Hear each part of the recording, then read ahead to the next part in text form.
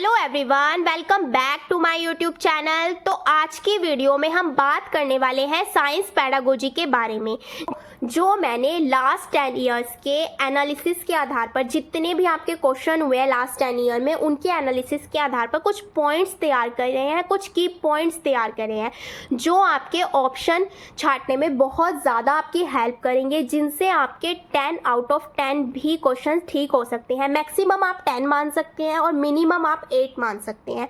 अगर आपने ये पेडागोजी कर ली, ये की पॉइंट्स को अच्छे से याद कर लिया, पढ़ लिया, तो बहुत ज़्यादा आपकी हेल्प हो जाएगी, जिसके मुझे बहुत सारे कमेंट भी आए हैं। तो आज की जो वीडियो है बहुत ज़्यादा इम्पोर्टेंट होने वाली है, तो आप वीडियो को शुरू से लेकर लास्ट तक ज़रूर देखिएगा और चैनल पर नए हैं तो चैनल को सब्सक्राइब ज़रूर कीजिएगा। तो साइंस की जो पेडागोजी है, आपको पता ही है, साइंस आपकी 30 मार्क्स की देखने को मिलती है, जिसमें से 20 मार्क्स का आपका कंटेंट एंड 10 मार्क्स की आपकी पेडागोजी आती है। तो ये 10 मार्क्स इस वीडियो में मैं आपके कवर करूंगी। बस आपको ये की पॉइंट्स का ज़रूर ध्यान रखना है, और इसे करने के बाद अगर आप पिछले 10 इयर्स के PYQ की पेडागोजी को सॉल्व करोगे तो आपके इजीली सॉल्व हो जाएंगे। तो ये चीज़ें आपको ध्यान रखनी है, और जितनी भी चीज़ें मैं आपको पढ़ाऊँगी, एक एक पॉइंट बहुत ज़्यादा इंपॉर्टेंट रहेगा।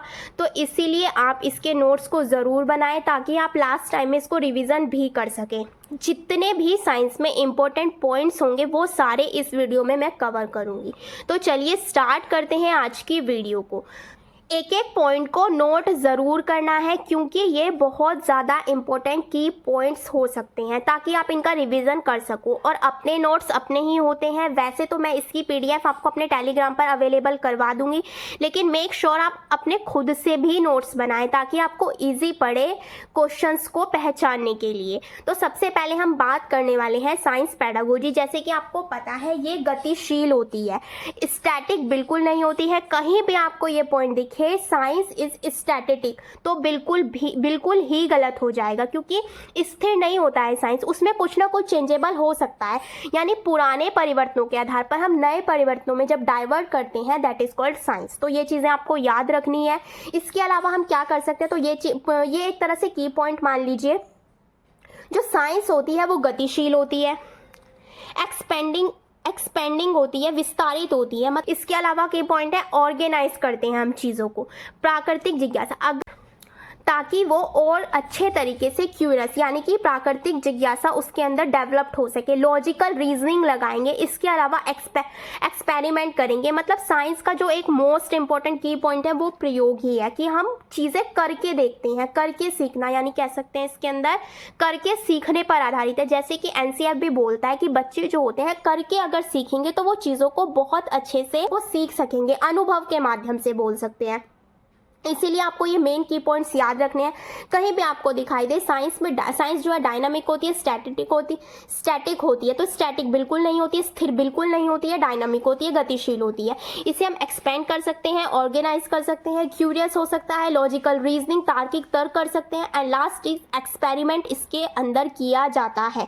तो ये कुछ की पॉइंट्स हैं, ये आप याद रख सकते हैं। इसके अलावा है गुड साइंस एजुकेशन। अच्छी विज्ञान शिक्षा क्या होती है, कि हमें बच्चे के प्रति सत्य होना है। जैसे कि बच्चे को अगर हम कुछ समझा रहे हैं तो आपस में पृष्ठ पोषण जरूरी है। किसके बीच में, टीचर और स्टूडेंट के बीच में क्या होना चाहिए, पृष्ठ पोषण होना चाहिए। इसे आप ऐसे समझ सकते हैं, जैसे हम क्लास में कोई टॉपिक पढ़ा रहे हैं तो बच्चे उससे रिलेटेड आपसे प्रश्न भी पूछे। ये नहीं कि आप पढ़ाए जा रहे हैं और बच्चे बस सुने जा रहे हैं, ऐसा नहीं होना चाहिए। दोनों के बीच में पृष्ठ पोषण होना बहुत ज़्यादा ज़रूरी है। ये अच्छी विज्ञान शिक्षा का एक गुण है। इसके अलावा है लाइफ के प्रति सत्य। मतलब कि अगर हम उसे कुछ पढ़ा रहे हैं तो वो उसे अपने दैनिक जीवन की गतिविधियों से रिलेट कर सके। दैनिक जीवन से रिलेट करके ही हमें बच्चे को पढ़ाना है। जैसे कि मैंने लिखा हुआ है, क्लास में जो पढ़ा हुआ वो उसे रियल लाइफ से कनेक्ट भी कर सके। तो ये अच्छी विज्ञान शिक्षा का एक बहुत अच्छा गुण हो सकता है। ट्रू टू साइंस, यानी एक चीज़ ये भी है कि एज के अकॉर्डिंग बच्चों को बताना है। ये नहीं कि बच्चा है 5th क्लास में और हम उसे बता रहे हैं 8th क्लास का, तो ऐसी चीज़ नहीं होनी चाहिए। जैसे कि एक एग्जाम्पल के लिए मैं आपको बताऊं, जैसे क्लास 5th का जो टॉपिक है वो क्लास 8 के अकॉर्डिंग जो है उसके अंदर कम मटेरियल होगा, 8th में ज़्यादा होगा, 5th में कम होगा। तो ये चीज़ आपको नहीं करनी है कि आप आप पढ़ा रहे हैं 5th क्लास में और बता रहे हैं 8th क्लास का, तो एज के अकॉर्डिंग बच्चों को बताना है। साइंस के लिए ये अच्छी विज्ञान शिक्षा यही होगी। तो सबसे पहला है आपको बच्चे के प्रति सत्य, यानी जो बच्चा समझ रहा है उसके प्रति वो आपस में आपसे प्रश्न पोषण भी करें, लाइफ से रिलेट करें बच्चे चीज़ें। एंड ट्रू टू साइंस वही है कि एज के अकॉर्डिंग बच्चों को आपको बताना है। इसके अलावा देखते हैं साइंस के कौशल कौन कौन से होते हैं। तो साइंस के कौशल की बात करते हैं। साइंस के कौशल कैसे होते हैं? फ्लेक्सिबल होते हैं, लचीलापन होता है। वही चीज़ जैसे कि मैंने आपको बताया वो स्थिर बिल्कुल नहीं रहते हैं, वो चेंजेबल होती हैं, उसमें हम चीज़ें चेंज कर सकते हैं, परिवर्तनशील होती है साइंस। क्रिएटिविटी, ये बहुत ज़्यादा इंपॉर्टेंट है, बहुत ज़्यादा बार पूछा गया है। सृजनात्मकता का गुण देखने को मिलता है, तो ये चीज़ आप लिखेंगे। इसके बाद इनोवेशन, चीज़ों को इनोवेट किया जाता है, तो ये चीज़ क्या हो जाएंगे? साइंस के कौशल हो जाएंगे, जो कि बहुत ज़्यादा इंपॉर्टेंट है, बहुत बार पूछे गए, तो तीनों को बहुत अच्छे से आपको पढ़ना है। इसके अलावा बात करते हैं एनसीएफ क्या कहता है साइंस के बारे में। तो एनसीएफ के 5 पॉइंट तो वही हो जाएंगे। मार्गदर्शी सिद्धांत सबसे पहला है ज्ञान को बाहरी जीवन से जोड़ना, ये आप नोट कर लीजिएगा। ये मैं आपको एक बार एक्सप्लेन कर रही हूँ कि क्या है मार्गदर्शी सिद्धांत। फर्स्ट है ज्ञान को बाहरी जीवन से जोड़ना, सेकंड है रटन प्रणाली से मुक्त करना, तो ये चीज़ नहीं होनी चाहिए। गतिशील क्रियाशील करके बच्चे सीखें। इसके अलावा है बच्चे में सृजनात्मकता का विकास हो, बच्चे जो है वो जिज्ञासा तर्क करके सोचे। तो ये सारे जो हैं एनसीएफ के पॉइंट ऑफ व्यू है साइंस में, तो ये चीज़ें आप याद रख सकते हैं। इसके अलावा क्या होता है कि अगर एनसीएफ की बात आए, एनसीएफ से बहुत ज़्यादा क्वेश्चंस रिपीट हुए हैं पेडागोजी में, तो ये चीज़ आपको बहुत अच्छे से देखनी है। जिज्ञासा, जिज्ञासा का मतलब क्या होता है कि बच्चे को फ्री छोड़ना, मतलब अगर बच्चा कुछ सीख रहा है ना तो उसे सीखने दिया जाए, तोड़े जोड़े खेले, मतलब वो चीज़ों के प्रति तर्क करे कि ये चीज़ सोचे कि ये क्यों हो रही है, ऐसा क्यों हो रहा है, तो ये चीज़ें बच्चे खुद से करें तो वो ज़्यादा जल्दी से सीख सकते हैं। बच्चे में क्रिएटिविटी का गुण हो, सृजनात्मकता का विकास होना चाहिए, चीज़ों को एक्सप्लोर करे, एक्सप्लोर करके सीखे चीज़ों को। क्लास कॉन्सेप्ट, अगर हम उसे क्लास में कोई कॉन्सेप्ट पढ़ा रहे हैं तो वो उसे रियल लाइफ से कनेक्ट करें, तो यही चीज़ें मैंने यहाँ पर लिखी हुई है। इसके अलावा एक मोस्ट इंपॉर्टेंट मैंने लिखा हुआ है कि एनसीएफ में और क्या चीज़ें पूछी जाती है, क्रियाकलाप एवं प्रयोग के माध्यम से बच्चा सीखे, इनसे कनेक्ट करके चीज़ों को सीखे। तो ये एनसीएफ बताता है साइंस के लिए, तो ये चीज़ें आपको ध्यान रखनी है। एनसीएफ बहुत ज़्यादा पूछा जाता है, तो ये पॉइंट आप याद रख सकते हैं। इसके अलावा हम बात करते हैं विज्ञान की प्रकृति कैसी होती है, साइंस की नेचर कैसा होता है साइंस का। तो विज्ञान की प्रकृति के बारे में देख लेते हैं। ये अस्थायी होती है, जैसे कि मैंने आपको बताया साइंस स्थायी नहीं होता है, गतिशील होता है। विज्ञान संदेहवाद को बढ़ावा देता है। विज्ञान में क्या होता है, काफ़ी चीज़ें ऐसी होती हैं जिसमें हमें संदेह होता है, हम दोबारा से उसका एक्सपेरिमेंट करना चाहते हैं, तो ये चीज़ें क्या होती हैं, संदेहवाद को बढ़ावा देती हैं। इसके अलावा क्या होता है, सामाजिक सोशल उद्यम का केंद्र होता है विज्ञान की प्रकृति। अवलोकन, अवलोकन का मतलब है ऑब्जर्व करके। विज्ञान में ज़्यादातर चीज़ों को ऑब्जर्व करके देखा जा सकता है। ऑब्जर्व का मतलब क्या है, जैसे कि मान लीजिए कोई घटना आपके सामने घटित हुई है, तो उसे आप एक तरह से देख रहे हैं, उसके बारे में निष्कर्ष निकाल रहे हैं, तो ये सारी चीज़ें क्या होती हैं, अवलोकन में आ जाती हैं। अब जैसे हम बच्चे की प्रकृति में देखें तो ये हम किस टाइप में कर सकते हैं, अवलोकन में हम एनेक्डोटल रिकॉर्ड को तैयार कर सकते हैं, पोर्टफोलियो तैयार कर सकते हैं, कॉन्सेप्ट मैपिंग को तैयार कर सकते हैं। कॉन्सेप्ट मैपिंग को मैंने बहुत ज़्यादा डिटेल में आपको मैथ पेडागोजी में समझाया है, अगर आपने वो वीडियो नहीं देखी तो आप जाकर चेकआउट कर सकते हो। एक बार मैं यहाँ पर भी एक्सप्लेन कर देती हूँ। एनेक्डोटल रिकॉर्ड और पोर्टफोलियो आपको सीडीपी में मिल जाएगा, तो वहाँ पर आप पढ़ सकते हैं। कॉन्सेप्ट मैपिंग में यही है कि एक चीज़ से हम काफ़ी सारी चीज़ों को सीख सकते हैं, एक तरह से कह सकते हैं उप कॉन्सेप्ट बना सकते हैं। मतलब ये नहीं है कि एक चीज़ ही है बस, एक चीज़ से अगर कई अवधारणाएं निकल रही हैं, कई सारे कॉन्सेप्ट बन रहे हैं, तो उसे हम बोलते हैं कॉन्सेप्ट मैपिंग। तो ये चीज़ आप वहाँ से पढ़ सकते हैं अगर आपने नहीं पढ़ी है, तो यहाँ पर भी मैंने आपको एक्सप्लेन कर दी। इसके बाद हम बात करते हैं विज्ञान के उद्देश्य। क्या विज्ञान सीखने के उद्देश्य हो क्या सकते हैं, पेडागोजी में इसका क्या रोल है, तो वो चीज़ देखते हैं। अब बात करते हैं साइंस पेडागोजी के उद्देश्य के क्या क्या हो सकते हैं। तो पहली चीज़ तो आपको ये याद रखनी है, ये एक प्रोसेस है, उत्पाद प्रोडक्ट है, एंड वे ऑफ थिंकिंग सोचना है, तर्क पर आधारित होता है, एक तरह का प्रोसेस है, उत्पाद है, एंड थिंकिंग पर आधारित है। साइंस फैक्ट्स कॉन्सेप्ट तथ्य पर आधारित है, फैक्ट को बोलते हैं हम तथ्य, साइंस जो होता है तथ्य, कॉन्सेप्ट थ्योरीज एंड लॉज पर आधारित है, जो कि हम लर्निंग बाय डूइंग यानी कि करके सीखते हैं। ये सारी चीज़ें हम करके सीखते हैं। इसके अलावा है अस्थायी, ये बदलता रहता है, जैसे कि मैंने आपको बता दिया। अनुभवजन्य एक्सपेरिमेंटल होता है, चीज़ों का प्रयोग कर करके हम चीज़ों को सीखते हैं साइंस में, जैसे कि टेस्ट ट्यूब में ये डाल दिया इस तरीके से, तो ये चीज़ें हम एक्सपेरिमेंट करते हैं प्रयोगशाला में जाकर, तो साइंस में ये चीज़ें इंपॉर्टेंट होती हैं। अनुभव से होता है, स्थायी होता है, साइंस तथ्यों पर आधारित होता है, कॉन्सेप्ट थ्योरीज लॉज होते हैं, सिद्धांत होते हैं इसके अंदर, जो हम लर्निंग बाय डूइंग के मदद से सीखते हैं। में भी inter relationship of science and society, मतलब हम जो हम साइंस के बारे में सीख रहे हैं उसे सोसाइटी से कनेक्ट भी कर रहे हैं, वही डेली लाइफ की चीज़ों से हम उसे कनेक्ट करके पढ़ते हैं। तो यही चीज़ है साइंस पैडागोजी के लिए। सबसे पहले ये प्रोसेस है, प्रक्रिया है, उत्पाद है एंड तर्क के माध्यम से सीखते हैं। फैक्ट है, कॉन्सेप्ट है।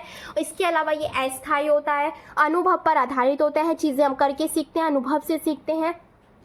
नेक्स्ट है इसमें inter relationship of science and society, दोनों के बीच में तालमेल बिठाते हैं। मतलब अगर हम कुछ चीज़ क्लास में सीख रहे हैं, साइंस में रिलेशनशिप बनाते हैं किस किस के बीच में, साइंस एंड सोसाइटी के बीच में, यानी समाज के बीच में डेली लाइफ से चीज़ों को कनेक्ट करते हैं, तो उसे हम बोलते हैं डेली लाइफ से चीज़ों को कनेक्ट करते हैं। तो यही उद्देश्य होते हैं हमारे साइंस सीखने के। इसके अलावा बात करते हैं वैधता की। वैधता एक वैलिडिटी, जो कि बहुत ज़्यादा, इससे भी क्वेश्चंस बहुत ज़्यादा बने हैं, तो ये चीज़ें देखनी है। इसके मैंने बहुत इंपॉर्टेंट की पॉइंट्स लिख दिए, एक तरह से आप देख सकते हैं। सबसे पहले वैधता के लिए सृजनात्मकता होनी चाहिए, कॉग्निटिव डेवलपमेंट होना चाहिए, पर्यावरण एनवायरनमेंट, वही रियल लाइफ से हमें चीज़ों को कनेक्ट करना है, कंटेंट बेसिस होना चाहिए। ये नहीं कि वही चीज़ इसके अंदर भी 5th क्लास में पढ़ा रहे हैं, तो ये नहीं आप 8th क्लास का कॉन्सेप्ट उसके अंदर ले आए। प्रक्रिया, जैसे कि मैंने आपको अभी बताया, उद्देश्य में प्रक्रिया प्रोसेस पर आधारित होती है। ऐतिहासिक पूर्व से जोड़ने का मतलब हो जाएगा कोई चीज़ पूर्व में घटित हुई है, उसी के आधार पर हम न्यू चीज़ में डेवलप कर रहे हैं, तो मतलब साइंस में मॉडिफाई कर रहे हैं, वही इसमें भी वही चीज़ हो जाएगी। जैसे गतिशील,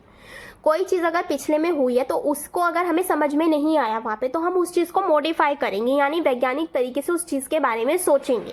तो इसके अलावा है नैतिक मॉरल डेवलपमेंट, सही और गलत का निर्णय भी इसी के अंदर लिया जाता है। सत्य, व्यवहारिक, सत्य होती है एक तरह से, अगर हम कुछ चीज़ एक्सपेरिमेंट कर रहे हैं तो वो चीज़ सत्य भी होनी चाहिए। तो ये सारे हमारे वैधता के गुण हो जाते हैं। आपसे क्वेश्चन कैसे पूछता है, स्टेटमेंट दे देगा, आपको 4 ऑप्शन दे देगा, पूछ लेगा कौन सा नहीं है। ज़्यादातर साइंस पैडागोजी में नहीं वाले क्वेश्चंस बनते हैं, तो ये चीज़ आपको ध्यान रखनी है। इसे करने के बाद अगर आप 10 इयर्स के PYQ लगाते हैं तो आपके एक भी क्वेश्चन गलत नहीं होगा, क्योंकि मैंने 10 इयर्स के PYQ को एनालिसिस करके ही ये सारे की पॉइंट्स को बनाया है। आप एक बार ज़रूर PYQ करिएगा इसे पढ़ने के बाद, तो आपकी बहुत ज़्यादा हेल्प हो जाएगी। आपको PYQ मिलेंगे कहाँ पर, मेरे टेलीग्राम पर मिल जाएंगे।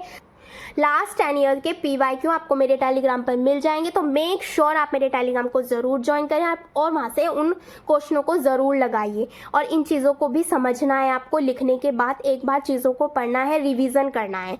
अब आगे बात करते हैं अप्रोचेस कौन कौन से होते हैं। साइंस में अप्रोचेस 2 ही होते हैं, आगमन और निगमन विधि। जैसा कि आपको पता है आगमन विधि को बहुत ज़्यादा पॉजिटिव समझा जाता है, क्योंकि इसमें हम उदाहरण से नियम की ओर चलते हैं। पहले हम एग्जाम्पल देते हैं, फिर उसके नियम की ओर चलते हैं। निगमन विधि इसका अपोजिट हो जाता है, नियम से उदाहरण की ओर। और ज़्यादा डिटेल में पढ़ना है तो ये मैंने मैथ पैडागोजी में भी करवाया हुआ है, CDP में भी करवाया हुआ है, तो वहाँ से पढ़ सकते हैं। इसमें वैसे यही है कि आगमन उदाहरण से नियम, निगमन नियम से उदाहरण की ओर, तो ये चीज़ें हो गई। इसके बाद बात करते हैं, एक मैंने नोट लिखा हुआ है, ये भी देख लीजिए। Scientific discovery is not a linear process, ये कभी भी लीनियर यानी रैखिक या रेखीय कभी नहीं होता है, क्योंकि इसके अंदर मॉडिफाई होता है। एक दिशा में तो नहीं चल सकता ये, जैसे कि मैंने अभी आपको बताया था कि ये स्थिर नहीं होता है, ये डायनामिक होता है। तो ये इस तरीके से चलेगा, इस तरीके से ना चल के ये इस तरीके से चलेगा, तो वो हमारी चीज़ किसमें, साइंस डिस्कवरी में हम उसको कैलकुलेट करते हैं। इसके अलावा विज्ञान अल्पवयी होता है, विज्ञान संशयवादी होता है, बहुत ज़्यादा इंपॉर्टेंट है, बहुत क्वेश्चन रिपीट हुए हैं, तो ये चीज़ें आपको ज़रूर नोट करनी है। अब बात करते हैं असेसमेंट एंड इवैल्यूएशन की, जो कि बहुत बार मैंने आपको टॉपिक पढ़ा दिया है। अगर आपको इसको सेम चीज़ है, CDP में भी है, हिंदी में भी है, EVS में भी है, मैथ में भी है, सारे उसमें मिल जाएगा पैडागोजी में। इससे पहले मैंने आपको मैथ पैडागोजी कराई है, उससे पहले हिंदी पैडागोजी कराई है, दोनों में आपको ये टॉपिक मिल जाएगा। वही है शैक्षिक उपलब्धि के आधार पर मूल्यांकन करना, तो ये सारी चीज़ें इसके अंदर आ जाती हैं। 2 इसमें देखने को मिलते हैं, फॉर्मेटिव, समेटिव। फॉर्मेटिव का मतलब होता है पढ़ाई के दौरान, यानी कि अगर हम क्लास अगर पढ़ा रहे हैं तो पढ़ाई के दौरान जो हम मूल्यांकन करते हैं उसे बोलते हैं हम फॉर्मेटिव। इसे हिंदी में बोलते हैं रचनात्मक। एंड समेटिव को बोलते हैं योगात्मक, जो लास्ट में यानी सबसे लास्ट में किया जाता है। इसे आप लिख सकते हैं अंत में, जो ग्रेडिंग के लिए होता है, रैंक के लिए होता है। पॉजिटिव माना जाता है फॉर्मेटिव को, लेकिन अगर आपसे पूछा जाए पढ़ाई के दौरान या पहले कौन सा होता है फॉर्मेटिव, और अंत में ग्रेडिंग रैंक के लिए कौन सा होता है समेटिव। तो ये दोनों चीज़ आपको याद रखनी है। अगर ये भी डिटेल में पढ़ना है तो बहुत ज़्यादा डिटेल में मैंने आपको ये पढ़ाया हुआ है, तो आप मेरी पेडागोजी को भी देख सकते हैं। इसके अलावा आप CDP का कंटेंट भी देख सकते हैं, वहाँ से भी ये चीज़ें आपकी कवर हो जाएंगी। अब मैंने यहाँ पर कुछ पॉजिटिव की पॉइंट्स लिखे हैं जिसकी सहायता से आपको ऑप्शन को पहचानने में इजी होगा। फर्स्ट है आपका अवलोकन, जैसे कि ऑब्जर्वेशन। इसके बारे में डिटेल में मैंने अभी आपको बताया था। कोई घटना घटित हुई हो उसके बारे में जो हम निष्कर्ष निकालते हैं, देख कर चीज़ें जो करते हैं उसे हम बोलते हैं अवलोकन। प्रयोग, जैसे कि जो आप प्रयोगशाला में करते हो तो साइंस में इसका बहुत बड़ा रोल होता है, तो वो चीज़ हो जाएगी। खुले सिरे वाले प्रश्न, ये बहुत ज़्यादा इंपॉर्टेंट है, इससे भी बहुत ज़्यादा क्वेश्चन रिपीट हुए हैं।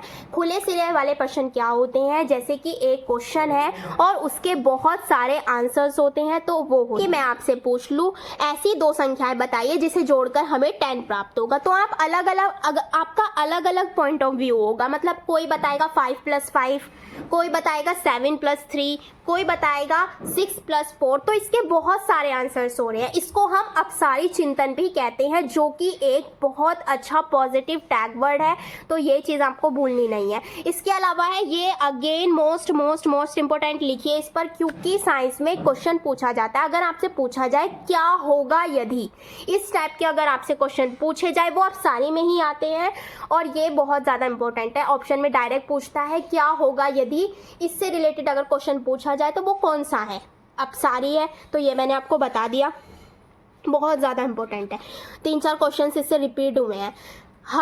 हर पेडागोजी में क्वेश्चन आपको इसका मिल ही जाएगा। इसके अलावा है परिकल्पना करना, यानी हम हाइपोथेसिस बनाते हैं। हाइपोथेसिस बनाना भी एक पॉजिटिव टैग वर्ड है।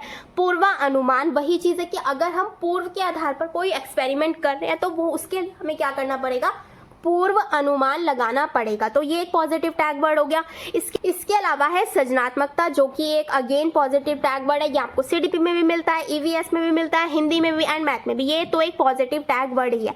फॉर्मेटिव असेसमेंट, जैसे कि मैंने अभी आपको यहाँ भी बताया था, फॉर्मेटिव असेसमेंट जो होता है एक हमारा पॉजिटिव टैग वर्ड है, जो हम पढ़ाई के दौरान करते हैं। साथ साथ बच्चों की कठिनाइयों का पता लगाते हैं, उनका उपचार करते हैं, तो that is called formative assessment. इसके अलावा है स्वयं आकलन। अगर बच्चे खुद से चीज़ों को करके सीखते हैं, खुद का आकलन करते हैं, तो वो भी एक पॉजिटिव टैग वर्ड है। साइंस ज्ञानेट, साइंस का जो ज्ञान होता है वो कैसा होता है, न्यूट्रल, उदासीन होता है। तो ये चीजें आपको याद रखनी है। ये कुछ की पॉइंट्स एक तरह से कह सकते हैं साइंस के लिए एक हथियार का काम करेंगे। अगर आपने इन टैग वर्ड्स को भी कर लिया बहुत अच्छे से, की पॉइंट समझ लीजिए, अगर आपको कहीं भी ऑप्शन में दिखे तो आप तुरंत टिक कर देंगे।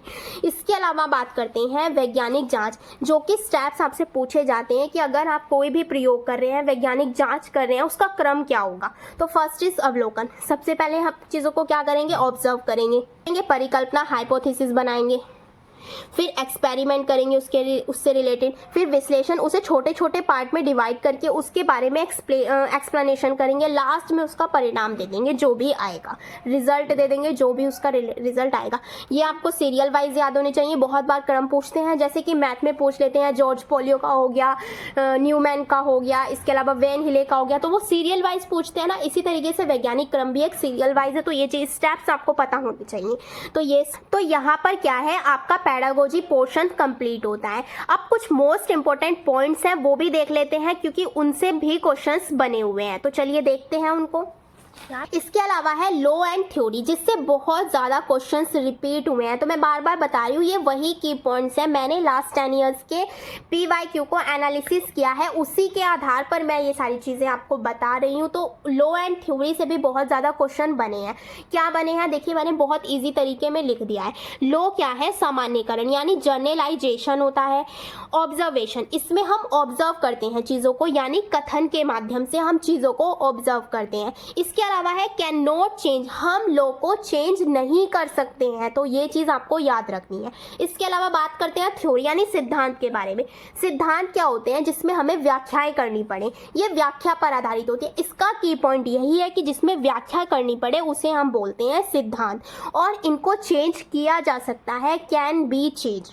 तो ये चीज़ें आप याद रख सकते हैं। नियम को चेंज नहीं किया जा सकता है बट सिद्धांत को चेंज किया जा सकता है। ये हो गए आपके जो बहुत ही ज़्यादा इंपॉर्टेंट पॉइंट्स है। देखो थ्योरी तो आपको बहुत सारे यूट्यूबर्स करवा ही देंगे, लेकिन ये कुछ ऐसे की पॉइंट्स हैं जो आपके ऑप्शन को ढूंढने में या ऑप्शन को पहचानने में आपकी मदद करेंगे।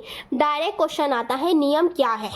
कथन है, व्याख्या है, चेंज कर सकते हैं, चेंज नहीं कर सकते हैं। तो इस तरीके से आपको 4 ऑप्शन दे देगा, आपको उसमें से छांटना है कि नियम क्या है या सिद्धांत क्या है। तो ये चीज़ें हो गई। अब बात करते हैं dependent variable and controlled variable की, जो इस वीडियो का लास्ट टॉपिक होगा। तो बात करते हैं डिपेंडेंट वेरिएबल क्या होते हैं, जिन्हें हम टेस्ट कर सकते हैं और मेज़र कर सकते हैं, उनको हम बोलते हैं डिपेंडेंट वेरिएबल। किसके अकॉर्डिंग टेस्ट एंड मेजर कर सकते हैं? ड्यूरिंग अ साइंटिफिक एक्सपेरिमेंट, यानी साइंटिफिक एक्सपेरिमेंट के दौरान जिसे हम टेस्ट कर सकें एंड मेजर कर सकें, that is called dependent variable. और कंट्रोल्ड वेरिएबल क्या हो सकते हैं? इससे आप ट्रिक भी लगा सकते हैं। कंट्रोल्ड मतलब कांस्टेंट होते हैं और जो सेम होते हैं। मतलब अगर हम इनका एक्सपेरिमेंट करते हैं, ये चीज़ यहाँ भी आएगी, ड्यूरिंग अ साइंटिफिक एक्सपेरिमेंट, जिसका हम एक्सपेरिमेंट करें और वो कांस्टेंट और सेम रहे, उनको हम बोलते हैं कंट्रोल्ड वेरिएबल। आप सी से भी एक ट्रिक बना सकते हो। अगर कंट्रोल्ड है तो कांस्टेंट रहेगा और सेम रहेगा। डिपेंडेंट क्या रहेंगे? टेस्टेड और मेजर्ड, यानी जिन्हें हम माप सकते हैं किसके अकॉर्डिंग? साइंटिफिक एक्सपेरिमेंट के दौरान हम जिन्हें टेस्ट कर सकते हैं एंड माप सकते हैं, उनको हम बोलते हैं डिपेंडेंट वेरिएबल। तो आई होप ये दोनों चीज़ें आपको क्लियर होगी। तो ये था आपका आज साइंस पेडागोजी का लास्ट टॉपिक। तो यहाँ पर आपकी साइंस पेडागोजी कंप्लीट होती है। इसकी पेडागोजी आपको मेरे टेलीग्राम पर मिल जाएगी, तो मेक श्योर आप मेरे टेलीग्राम को ज़रूर ज्वाइन करें। अगर आपने इतना भी कर लिया तो आपके मैक्सिमम 10 मार्क्स और मिनिमम 8 मार्क्स तक आ जाएंगे 10 में से, क्योंकि पेडागोजी जो होती है आपको 10 मार्क्स की देखने को मिलती है, बाकी 20 नंबर का आपका कंटेंट है। तो ये आप ज़रूर कीजिएगा। ये केवल मेरा 1 पेज का पार्ट है, आप देख भी सकते हैं सारी चीज़ों को। मैंने बहुत ज़्यादा एनालिसिस करके चीज़ों को बहुत डिटेल में नहीं लिखा है, बस चीज़ों को बताया है कि आप इनकी सहायता से ऑप्शन को कैसे छांट सकते हैं। तो यही चीज़ मैंने इसमें बताई है, बहुत ज़्यादा रिसर्च करके चीज़ें बनाई गई हैं। तो आई होप आपको ये चीज़ें पसंद आई हो। इसके अलावा साइंस में आपको 20 नंबर की कंटेंट देखने को मिल जाता है, जिसमें आपके न्यूमेरिकल भी हिस्सा लेते हैं, मतलब न्यूमेरिकल का पोर्शन भी उसमें आपको देखने को मिलता है। इसके अलावा हम नेक्स्ट वीडियो में बात करने वाले हैं साइंस के जितने भी मोस्ट इम्पोर्टेंट न्यूमेरिकल अब तक पूछे गए हैं लास्ट 10 ईयर्स के, उनसे रिलेटेड जितने भी फॉर्मूलेज हो सकते हैं वो सारे अगली वीडियो में आपको मिल जाएंगे। जितने भी क्वेश्चंस आए, क्योंकि बहुत ईजी होते हैं, बस आपको एक फॉर्मूला पुट करना होता है, उसी से चीज़ें निकल जाती हैं। बस थोड़ा सा मॉडिफाई करना होता है चीज़ों को। और जो साइंस और मैथ बैकग्राउंड के होंगे उन्हें तो वो तो निकाल ही लेंगे, बस फॉर्मूला लगाना होता है और चीज़ें निकल जाती हैं। जैसे कि स्पीड से बहुत ज़्यादा क्वेश्चंस बनते हैं, एक दर्पण से बहुत ज़्यादा क्वेश्चन आता है कि जैसे कि मान लिया ये छवि है आपकी, यहाँ से यहाँ तक डिस्टेंस है, तो इसका कितना होगा। तो इस टाइप के क्वेश्चंस पूछे गए हैं जितने भी मैंने PYQ को एनालिसिस किया है अब तक।